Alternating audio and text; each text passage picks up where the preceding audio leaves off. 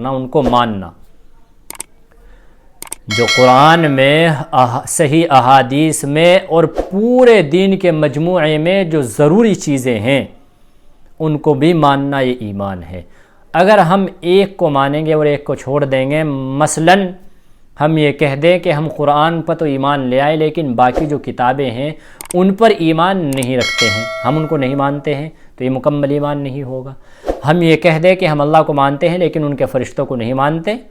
تو یہ مکمل ایمان نہیں ہوگا۔ اور اگر ہم یہ کہہ دیں یا کوئی یہ کہہ دیتا ہے کہ ہم عیسیٰ کو اللہ کا بیٹا مانتے ہیں، بندہ نہیں مانتے، تو یہ مکمل ایمان نہیں ہوگا۔ یا کوئی یہ کہہ دے کہ بھائی ہم حضرت موسیٰ کو نبی نہیں مانتے،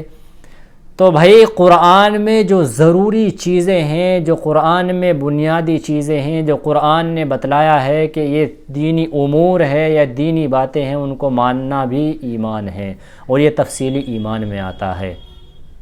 جس کو اس آیت کے اندر بتلایا گیا ہے۔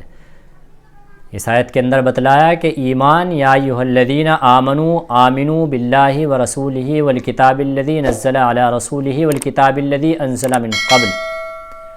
اور اگر کوئی ان کا انکار کرتا ہے ومن یکفر باللہ وملائکتہ وکتبہ ورسلہ والیوم الآخر فقد ضل ضلالا بعیدا، وہ یقیناً کھلی گمراہی میں ہے اور بہت دور چلا گیا گمراہی میں،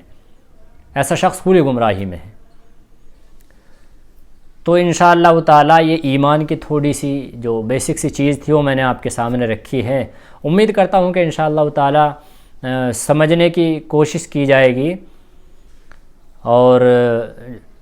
اس کی جو میں نے آیت دوسری پڑھی تھی کہ یا ایھا الذین آمنوا لا تکونوا کالذین کفروا، کہ اے ایمان والو کافروں کی طرح یا کافروں کے جیسے مت ہو جانا، تو انشاءاللہ اس کی جو تھوڑی سی تفصیل ہے اور اس کا جو ہمارا موضوع رہے گا وہ انشاءاللہ دوسری ویڈیو میں بتلاؤں گا تو اس کو سمجھنے کی کوشش کرے، اور ہر مسلمان، ہر ایمان والا اپنے اتنے ایمان کی جانکاری رکھے کہ کوئی بھی انسان، وہ پادری ہو، عیسائی ہو یا یہودی ہو، نصارہ ہو، غیر مسلم ہو، کوئی بھی ہو یا مسلمان ہی اگر ہم سے سوال کر لے، مسلمانوں سے سوال کر لیا جائے تو وہ کم از کم اپنے ایمان کا اتنا تعارف کرا سکے۔ بلکہ میں کہتا ہوں، اور علماء بھی اس چیز کو کہتے ہیں کہ یہ آیت آپ کو یاد کر لینی چاہیے زبانی، اس آیت کا مفہوم بھی اور اس آیت کو بھی آپ کو زبانی یاد کر لینی چاہیے، تاکہ وقت پڑھنے پر آپ اس کی دلیل پیش کر سکے، آپ اس کا مفہوم جو ہے وہ دوسروں کو سمجھا سکے، بتا سکے کہ بھائی ایمان اجمالی اور ایمان تفصیلی یہ ہے،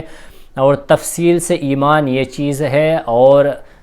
ویسے ہی سرسری طور پر ایمان یہ ہے جس کو ایمان اجمالی کہا جاتا ہے۔ تو ایمان اجمالی کے لیے ہی یہ آیت کام کر رہی ہے کہ بھائی تفصیل کے ساتھ میں ایمان کو سمجھو، تفصیل کے ساتھ میں ایمان کو سمجھو، اور بیسک چیزیں جو اس آیت میں بتائی گئی ہیں ان کو فالو کرو، ان کو مانو، ان تمام چیزوں پر یقین رکھو، ان تمام